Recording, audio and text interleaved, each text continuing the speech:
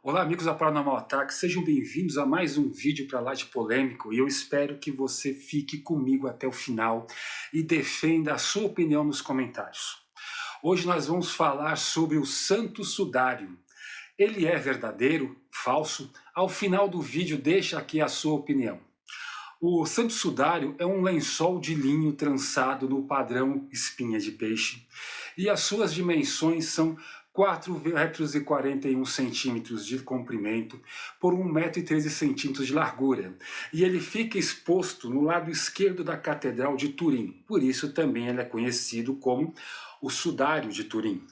O Santo Sudário é considerado a maior relíquia católica que existe, porque tem uma imagem humana gravada nela, que a Igreja Católica acredita ser a imagem em tamanho natural de Jesus Cristo. E como é que foi o sepultamento do corpo de Jesus nesse linho? Bom, encontramos as passagens da Bíblia que explicam como ocorreu. E eu vou trazer para vocês os trechos exatos, onde o tecido de linho ele é mencionado. Do primeiro Mateus 27, 50, 60, ao cair da tarde chegou um homem rico de Arimateia chamado José, que se tornará discípulo de Jesus.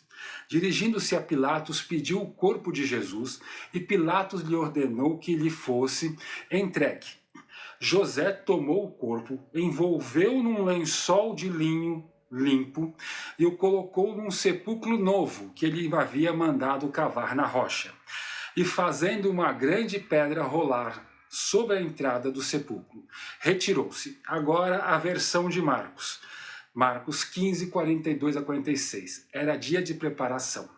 Isto é, a véspera do sábado, José de Arimateia, membro de destaque do Sinédrio, que também esperava o reino de Deus, dirigiu-se corajosamente a Pilatos e pediu o corpo de Jesus.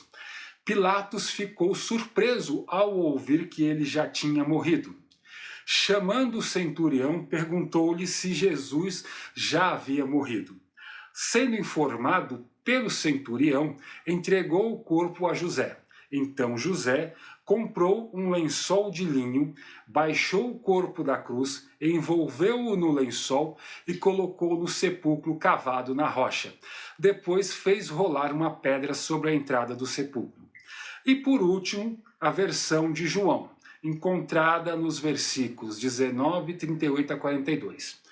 Então foi e tirou o corpo de Jesus. E foi também Nicodemos, aquele que anteriormente se dirigia à noite a Jesus, levando quase 100 libras de um composto de mirra e aloés. Tomaram, pois, o corpo de Jesus e o envolveram em lençóis com as especiarias, como os judeus costumam fazer na preparação para o sepulcro. E havia um horto naquele lugar onde fora crucificado, e no horto um sepulcro novo, em que ainda ninguém tinha sido posto. Ali, pois, por causa da preparação dos judeus e por estar perto aquele sepulcro, puseram Jesus. Agora, nada na Bíblia que diga o que exatamente aconteceu com o sudário após a ressurreição de Jesus. Porém, encontramos um versículo no Evangelho de João que fala sobre o que foi feito com o sudário, que menciona que Pedro e João foram ao túmulo vazio no domingo da ressurreição. Eles encontraram os lençóis que envolveram o corpo de Jesus, incluindo o sudário. E prestem atenção no detalhe, ele estava dobrado.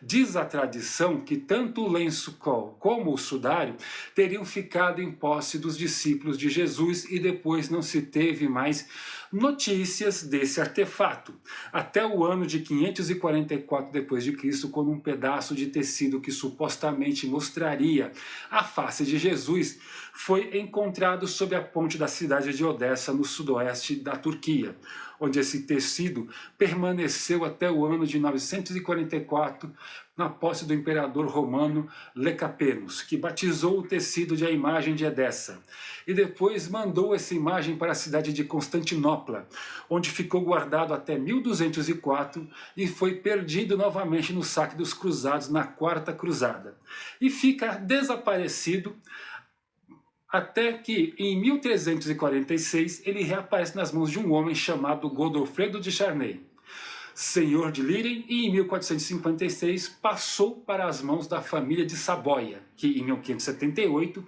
ele finalmente foi para a Catedral de Turim, na Itália, e se encontra lá até hoje. Uma observação: por algum motivo, quando ele apareceu em 544, falava-se apenas do tecido que cobria o rosto, mas na verdade era o sudário completo.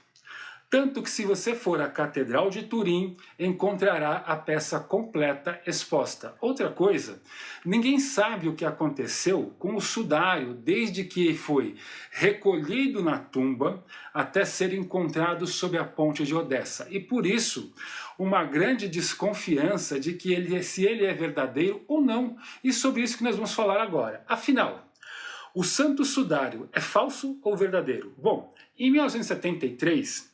e depois, em 1988, o sudário passou por uma junta de cientistas de várias áreas, com o objetivo de analisar o tecido. E as conclusões foram essas. A imagem é formada por gotículas de tinta ocre, e datação de carbono 14 detectou que o tecido foi feito entre os séculos 13 e 14. E mais, para evitar discussões, o teste foi feito em 3 laboratórios diferentes. E o resultado foi o mesmo. Os defensores da relíquia afirmam que a datação é incorreta por causa da contaminação que o tecido passou, já que ficou perdido por muito tempo, passando de mão em mão, e que sofreu remendos ao longo dos séculos. Sobreviveu a um incêndio e até uma enchente, mas o golpe de misericórdia nos crédulos de que o sudário é real está em uma plaquinha na parede ao lado do sudário da Catedral de Turim, onde está escrito que o Vaticano não pode afirmar que o sudário exposto é real e que cobriu o corpo de Cristo. Enfim, o sudário está em Turim até os dias de hoje, dividindo opiniões, e esse foi mais um episódio do Paranormal Ataque. Não deixa de se inscrever no canal, ativar o seu sininho, deixar seu like, sua opinião. Os cientistas estão certos, a Igreja de Turim está certa, quem está com a verdade? Deixe aí no comentário, defende a sua opinião, compartilhe esse vídeo, deixa seu like e até a próxima. Muito obrigado por participar.